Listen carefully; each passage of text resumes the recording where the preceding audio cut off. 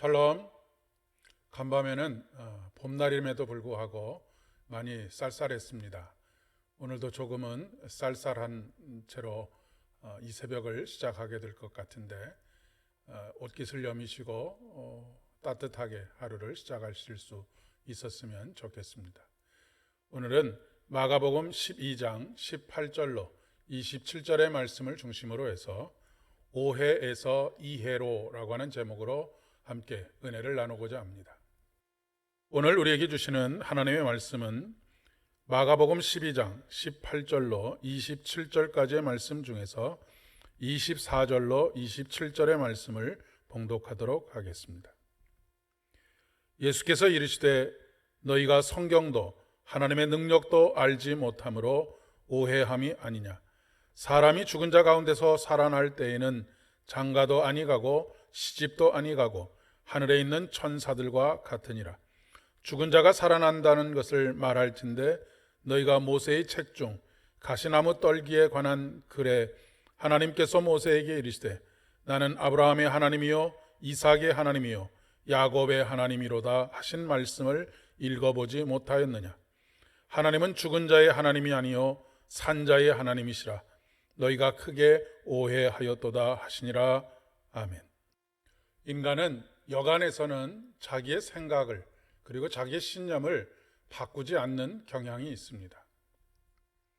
바꾸기보다는 오히려 자기의 의견이나 자신의 태도를 더욱 강화시켜 줄 수 있는 주변의 증거들을 찾아 나설 때가 굉장히 많이 있습니다.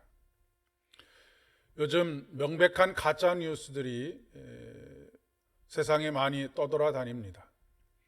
그런데 그 가짜 뉴스를 진짜라고 믿는 분들이 많이 계십니다. 그 이유가 무엇이냐면 기존에 가지고 있었던 자신의 생각과 자신의 태도를 옳다라고 인정해 줄 수 있는 그런 주변의 정보들만을 모으기 때문입니다. 나이가 들어갈수록 그런 경향이 더욱 짙어지게 됩니다. 그러나 인간은 성숙해지면 성숙해질수록 내가 틀릴 수도 있다, 내가 모르는 것이 있을 수도 있다라고 하는 생각을 가지게 됩니다. 그리고 가져야 하는 것입니다. 그렇지 않으면 더 넓은 생각, 더 깊은 생각으로 나아가는 일이 불가능해지기 때문입니다. 신앙생활도 마찬가지입니다. 늘 열린 자세를 가져야 합니다. 그렇지 않으면 마치 시각장애인이 코끼리 다리를 만지는 것하고 비슷한 결과를 낳게 됩니다. 어느 부분을 만지느냐에 따라서 그 사람은 코끼리는 이러한 동물이다라고 주장할 가능성이 굉장히 높기 때문에 그렇습니다. 하나님은 무한하신 분이십니다. 도저히 우리의 생각의 그릇으로는 담아낼 수가 없고 파악할 수도 없고 알 수도 없는 분이십니다. 우리는 겨우 하나님께서 보여주시는 것만큼 알 수 있습니다. 볼 수 있습니다. 그것도 본다고 해서 또 안다고 해서 모든 것을 다 깨닫게 되는 것은 아닙니다. 그 중에서도 아주 극히 일부분의 것만을 깨닫게 되고 알게 됩니다. 그러니 하나님 앞에서 겸손하지 않을 수 있는 인간이 어디 있겠습니까? 나는 하나님을 어느 정도 알고 있다라고 감히 말할 수 있는 인간이 어디 있겠습니까? 부활이 없다 하는 사두개인들이 예수님께 왔습니다. 그리고 자신들의 주장을 정당화하기 위해서 논리적인 설득을 하고 있습니다. 논리적인 근거로 들고 있는 것이 형사취수제라고 하는 제도입니다. 형이 죽으면 반드시 그 동생이 형수를 여자로 취해서 형에게 대를 이을 수 있는 아들을 낳아주는 그런 제도입니다. 이 당시에 대를 잇는 것이 무척이나 중요했기 때문에 그런 제도가 생기게 되었던 것입니다. 사두개인들은 부활이 없다는 대답을 이끌어내기 위해서 예수님께 질문을 합니다.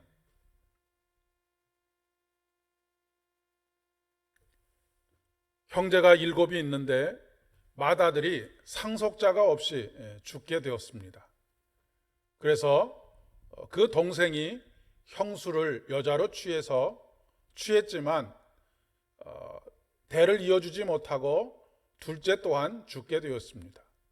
셋째도 동일하게, 넷째도 동일하게, 다섯째, 여섯째, 그리고 맨 마지막 7째까지도 동일하게 대를 이어주지 못하고 죽게 되었습니다. 그리고 마침내 그 여자도 죽게 된 것입니다. 그러니 만일 부활이 있다고 한다면 그 후에 이 여자는 누구의 아내가 되겠는가라고 하는 것을 묻고 있습니다.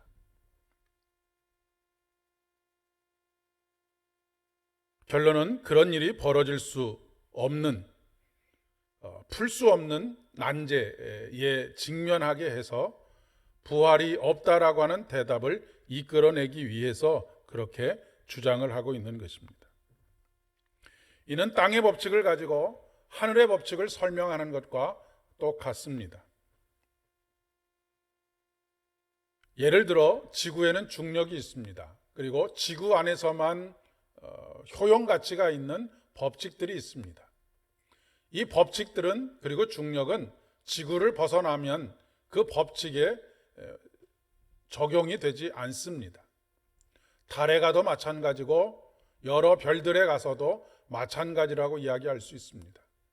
그런데 만약 그 모든 달과 모든 별들이 지구와 똑같은 환경이라고 추측하고 그렇게 설명하려고 한다면, 그리고 계획하고 하려고 한다면 큰 무리가 따를 수밖에 없지 않겠습니까?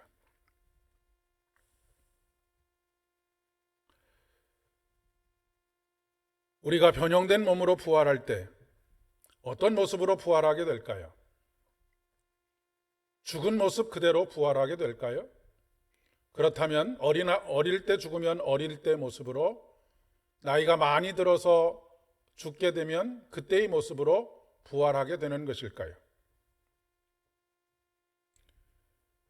우리는 그 어떤 모습일지는 알 수 없지만 아마도 가장 빛이 나고 아름다운 모습으로 부활하게 될 것입니다.